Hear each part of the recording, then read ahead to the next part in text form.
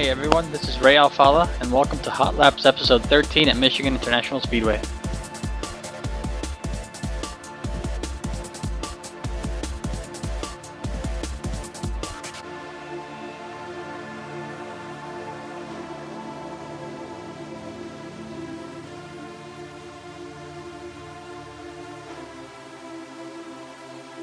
Here we begin our hot lap at over 200 miles an hour across the line, approaching 215 into turn 1. You're going to want to keep it above this groove here into turn 1. Be careful for the bump right here, as it'll send your car off the track and ruin your lap. The reason you want to stay up above that groove is because there's less banking on the bottom, and you want to keep up as much speed as possible.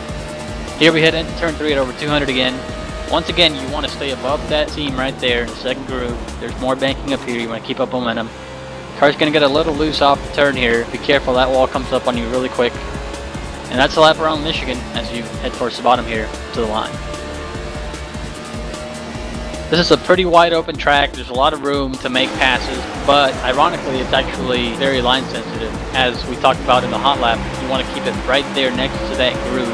And if you're under that groove, your tires will go into the part that has less banking, and you watch the car get loose probably, or it'll just plow up the track either way. And if you miss it up, the car won't turn and it'll hit more bumps because the high side of the track is more bumpy. So you want to keep it right there on that line. Pit road entry here can be tricky, not because of its tight quarters, but because it's easy to overdrive because you have so much room. As you come off turn 4, you want to be as aggressive as possible, but be aware of that wall right there that sticks out. Be on the lookout for 2 tires tonight, especially on green flag stops. If you don't have to fill the tank, people might take 2 tires, or if we run maybe 4 or 5 laps, people will pit and take 2 for track position.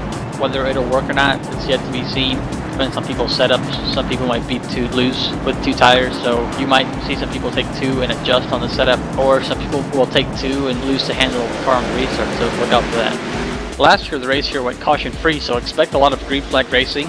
The race this year is 25 laps longer, so it will be 125 laps, 250 miles.